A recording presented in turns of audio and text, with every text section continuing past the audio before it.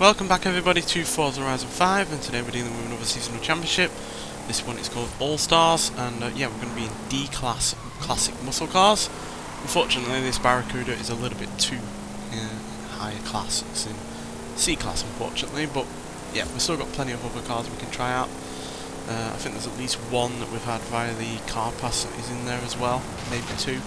Yeah, really looking forward to seeing what we're going to be driving, because yeah, it's not often that we get to drive car pass vehicles in these championships, purely because not every car type is covered, or if a car type is covered it's not necessarily going to be in the right class.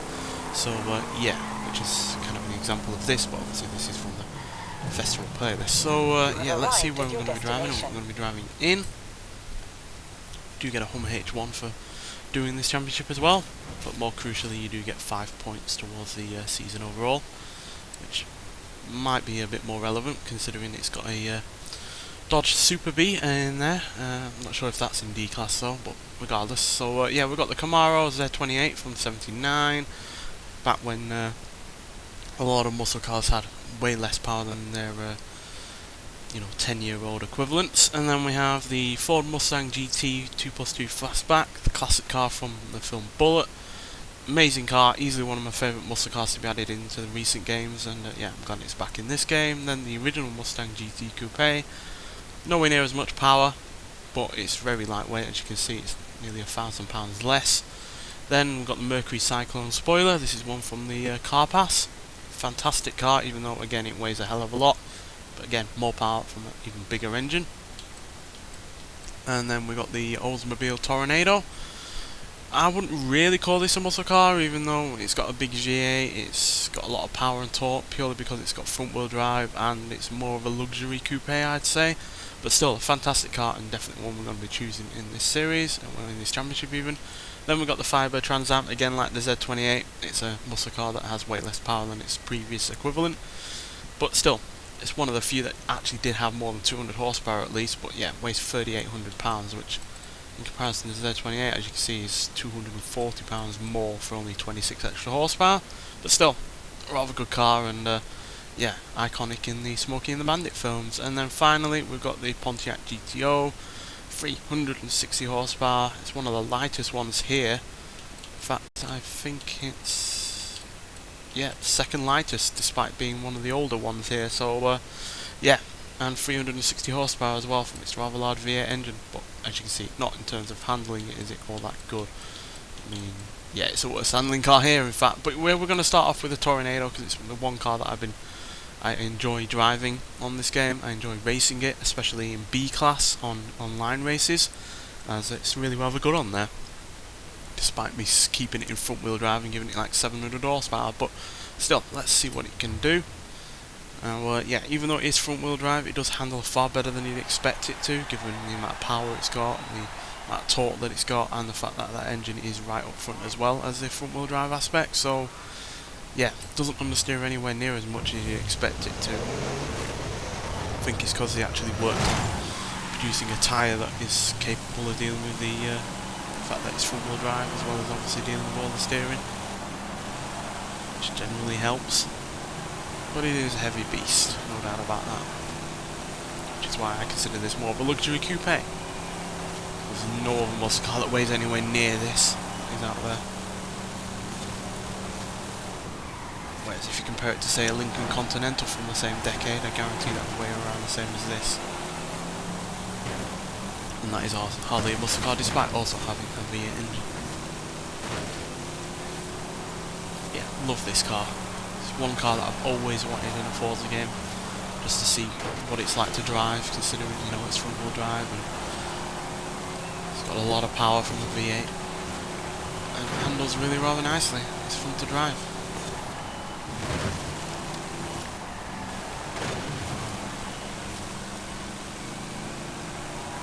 It does make me wish that we had the Lincoln Continental though in one of these games, especially the one from the early 60s with the suicide doors.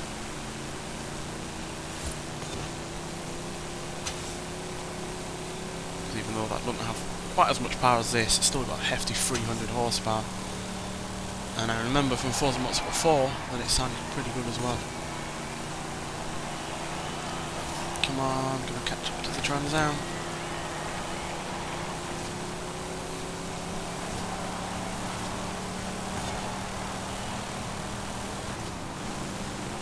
The only real thing that lets this down is its gearbox, which I think is only 3 speeds. To be doing more than 90 miles an hour in second gear is quite ridiculous.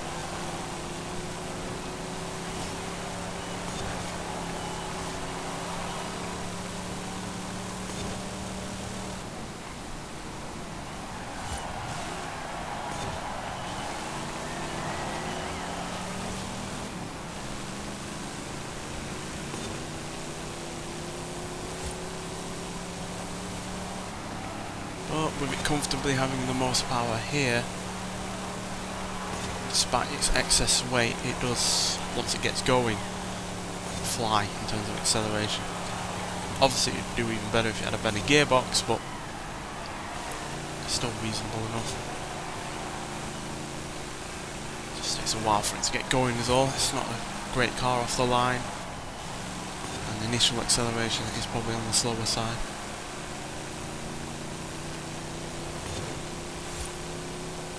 That's one reason I love racing this in B-Class online. It's just a bit of an underdog, really.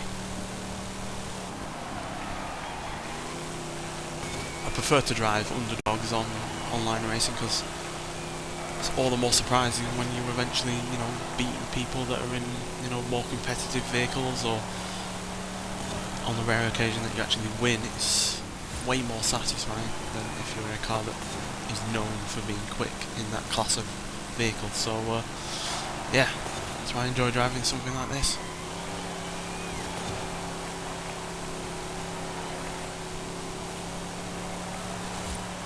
Also helps that it's really fun to drive in a straight line. Gets up to 140, 150 mile an hour in no time at all.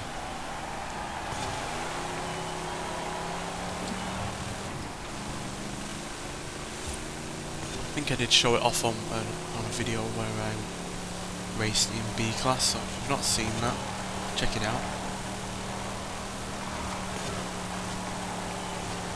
Probably do another video like that because it's really rather fun to drive this car in that class.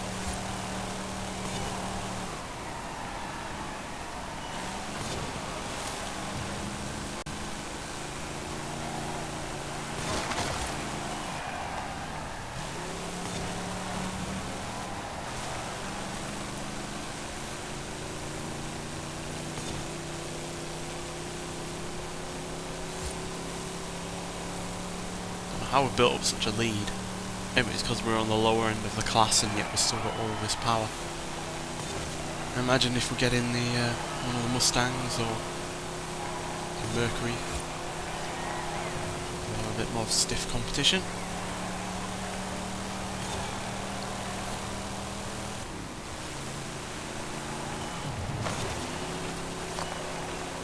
But regardless, a really convincing win there. The rest of the car seemed to be quite bunched up outside of the top 3. But yeah, love driving that car. It's easily one of my favourites to be added to this game after the fact it came out. Yeah, we're only up against other Tornadoes and the Pontiac Trans Am, so yeah, not a particularly varied lineup there, but hopefully the next race will be, so let's get out there and see what happens. Right, we're on quite the tight, twisty point-to-point race on this one. I think we're going down the side of the volcano, so I think we need something with a bit better handling and less in the way of weight. So I think we're going to go for the Mustang GT. Love this car. Huge amount of power and torque. A lot less in the way of weight than the Oldsmobile. And yeah, it's a lot more sprightly in terms of its performance. It's got a better gearbox, better gear ratios. It's lighter and yeah, better in terms of handling. So yeah, the only change I've put to this Mustang is the fact that I've removed the badge in the centre of the grille to make it look more like the Bullet Mustang, because I think it looks better without the prancing pony in the middle there. So yeah, let's see what it can do.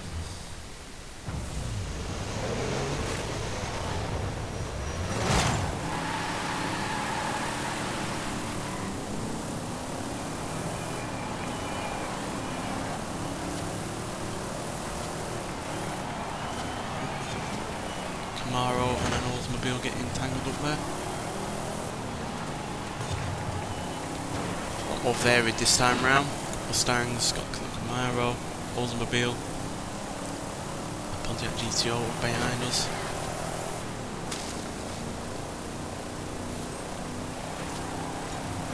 Also like this Mustang because it's quite high revving for a muscle car from the 60s, it nearly hit 6,000 RPM, which obviously by today's standards is quite low, but back then that's a bit high, or on the high side. Especially when you compare it to the Oldsmobile, which was struggling to get to 5.5.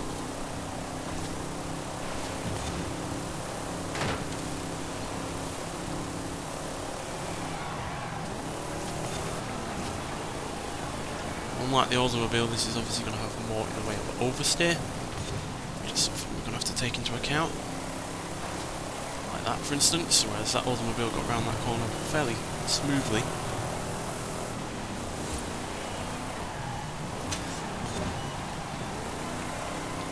Surprising me that didn't really take on with luxury coupes in America as soon as it did. Eventually, you know, the likes of Cadillac and Lincoln would go front-wheel drive, but they did take their time getting around to doing that. But the benefits are notable in the fact that way more space inside for people, and space and light, and you know, is just as much about luxury as leather and equipment, quite frankly. So you can see why the Oldsmobile was a landmark vehicle, really. We are struggling to keep up with the fellow Mustangs up front.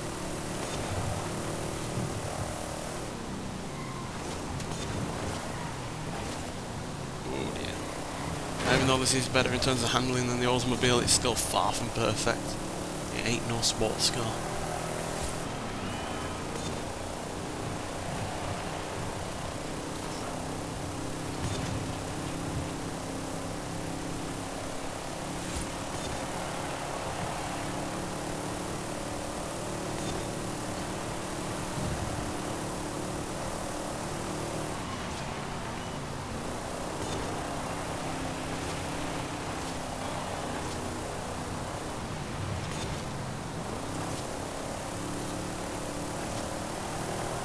Does sound good though.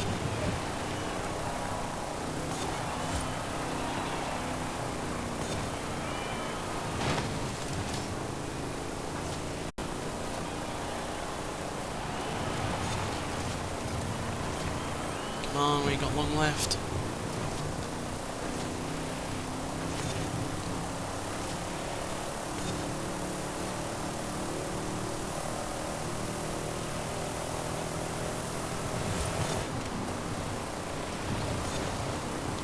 The inside, get second place. Hold it, yeah, there we go.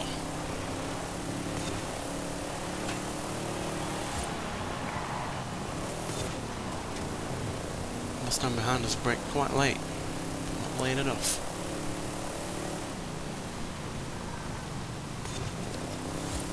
Near the top now with all this snow. Not good for a big powerful muscle car, but be able to deal with it.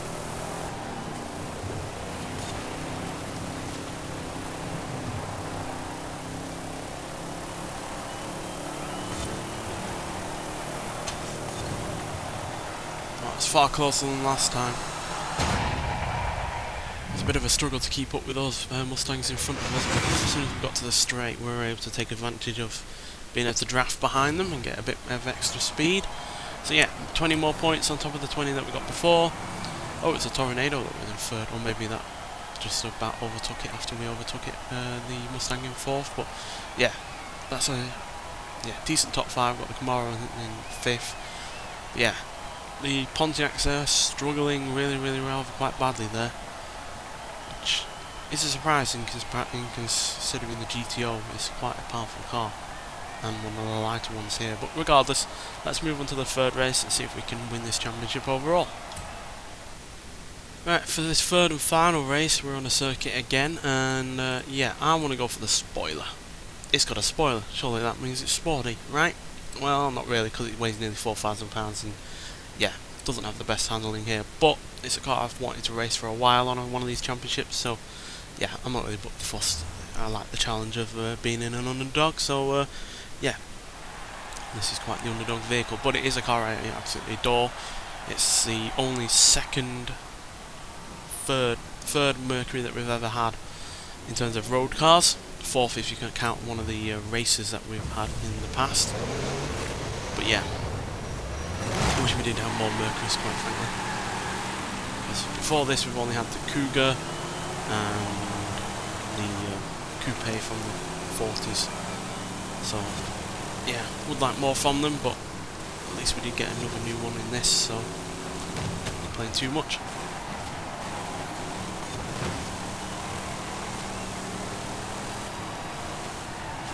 Yeah, it's quite a hefty vehicle, this. Second heaviest after the Oldsmobile. Which again is another company that is vastly underrated on these games. That was only the second Oldsmobile we've ever had in a Forza game, after the 442. Yeah, as you can see, this has got a dramatic amount of more power than the Mustang. Whoa dear. And even though it doesn't technically have the best handling here, it still handles pretty well. Certainly got better handling than the Pontiac, which is wobbling all over the place and leaning. We're leaning quite as much as well. Not dealing with the power at least better than that GTO. I love racing these things.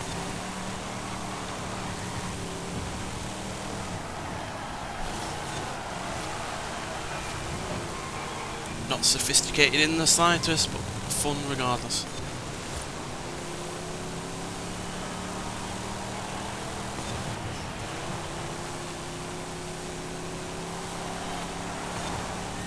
Plenty of speed in this.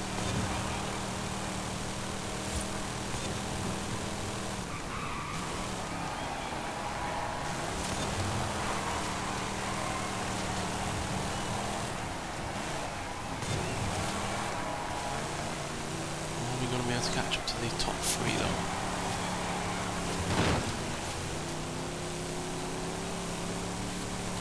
So we gained a little bit of ground. Feels like we definitely have the straight line speed on our side.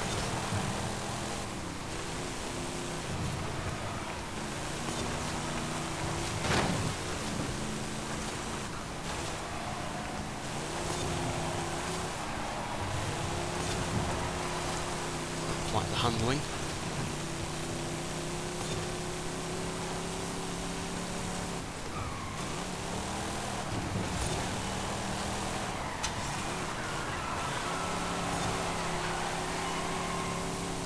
Looks like there's a tornado up front, which is unexpected.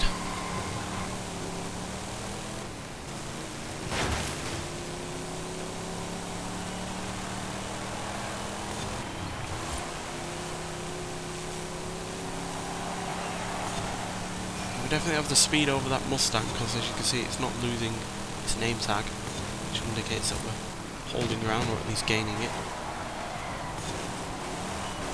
Just not have the handling of the Mustang really, I don't think.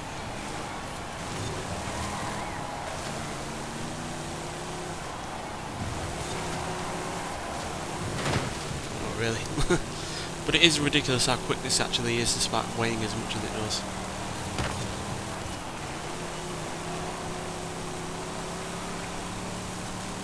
Reeling in the Mustang, come on, at least get top three.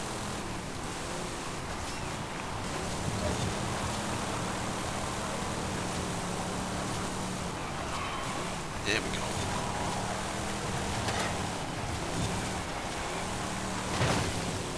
Can we hold it though? This thing seems to be magnetised to walls.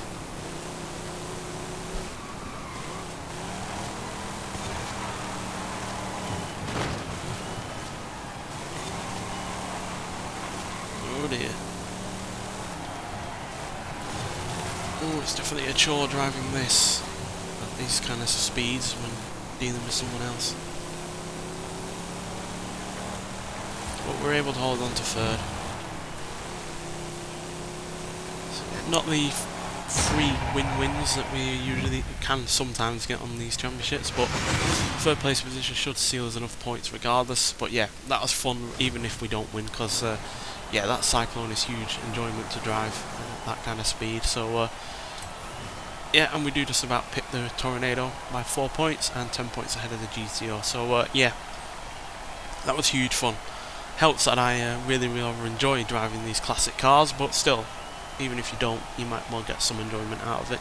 But if you're not even going to get any enjoyment out of it, at least you do get a Hummer H1, if that's the kind of car you're into and you can't be bothered buying it yourself. And more importantly, you get 5 points towards the festival place overall. So yeah, but regardless, thanks for watching, and I'll see you in the next one. Bye.